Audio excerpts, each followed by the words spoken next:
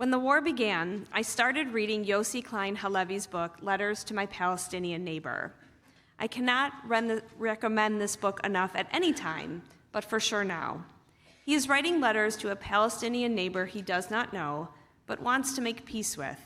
He wants to have civil discussions with this faceless neighbor on the next hill. It made me start to think about the people I want to have conversations with. I decided I would write my own letter to Jews who are wondering for the first time what being Jewish means and what their Judaism means to them and the state of Israel. So here's my letter. To my Jewish family, it is so special to be Jewish. I remind my kids of this all the time. It's like we all hit the jackpot when we were born into this small, close, and slightly crazy family of 15 million. We are such a small percentage of the world's population that the chance of being born Jewish is, well, very small. How lucky are we that we are part of this ancient people? Think about our funny, loud, 2 degrees of separation Jewish family. Our very existence is improbable. I might even call it miraculous. There is a chart that describes our holidays this way. I'm sure you've seen it. They tried to kill us, we survived, let's eat. It's hilarious and true and completely awful all at one time. But I have to say, the fact that we are here makes me believe in miracles, the power of resilience, and the eternal spirit of the Jewish people. Let's discuss just a few of the things that makes being Jewish so special. You can go anywhere in the world and participate in services. The vernacular might be different, but the Hebrew's the same. As Reformed Jews, we take a lot of joy in being creative with our liturgy. I love when people come back from vacations and tell me they found a tiny synagogue in some remote part of the world and were able to follow along, sing the prayers, and feel like they were with family, despite possibly being thousands of miles from home. The same is true for holidays. If you are traveling on Passover, you could jump into a Seder wherever you are, because Jews in every time zone are doing the same thing, and that has been true for centuries. We leave the door open for Elijah, but also for each other. Each and every Torah has been the same for 2,000 years. Each and every letter is exactly the same. And the cycle of reading the Torah, except for very few congregations that still are on the triannual cycle, which means it takes 3 years to read, everyone is reading the same portion on Shabbat. The Jewish people have overcome the obstacle of being scattered all over the globe. Every Shabbat, we all light candles, we all say Kiddush, and on Shabbat morning, we all hear the same text. For generations, we have been creating one giant virtual congregation that spans from one end of the earth to the other by following our ancient traditions. Friend, you are part of that continuity, each of us. Our children are, and their children will be too.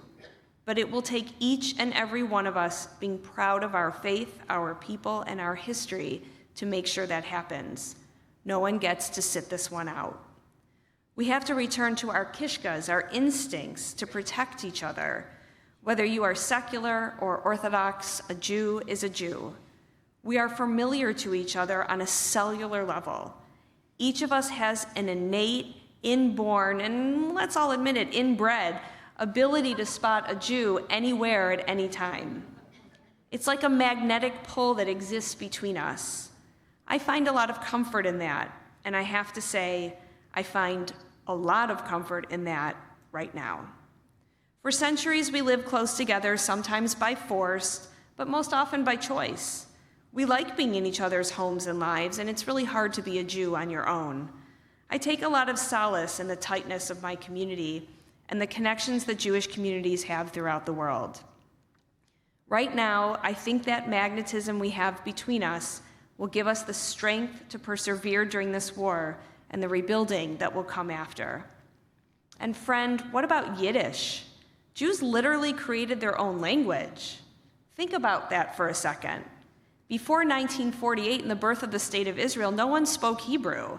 It was Lashon HaKodesh, the sacred language, reserved for prayer. Of course, Jews usually spoke the vernacular of wherever they lived, but to speak among themselves, they made a language. And not only did we create Yiddish, we also have Ladino, a mix of Hebrew, and Spanish. This way, no matter where Jews live, they could communicate with each other. And of course, Yiddish is a difficult language to translate because of the nuance. I mean, you can tell someone, stick your head in the ground so it grows like an onion in English, but it just doesn't quite convey the intention behind it in the same way. When I first became a rabbi, I used to visit an older woman who used to teach me how to swear in Yiddish. Unfortunately, I don't remember much, and what I can remember, I can't repeat on this bima. Yiddish is full of chutzpah. Malcolm Gladwell did an entire podcast on the word chutzpah. An Israeli on the podcast explained to him that there is a difference between chutzpah and chutzpah. Chutzpah is when you criticize your host for using paper and plastic at their event. Chutzpah is when you actually invited yourself to the event and then told them you're also bringing a guest you've only known for 2 weeks. Now, Jews vacillate between the two extremes of chutzpah and chutzpah as easily as we say Shabbat Shalom or Good Shabbos. It's part of our DNA to be chutzpahdik. It's who we are. And I believe it is part and parcel of how we have survived everything we have survived. We all have a healthy dose of chutzpah and chutzpah inside of us. It's one of our secret weapons against annihilation. Every one of us sitting here today is the descendant of someone with plenty of both kinds of chutzpah. It's another of our sacred inheritance, and that inheritance, friend, is yours as well. The Torah gives us proof that chutzpah has been part of who we are since the very beginning.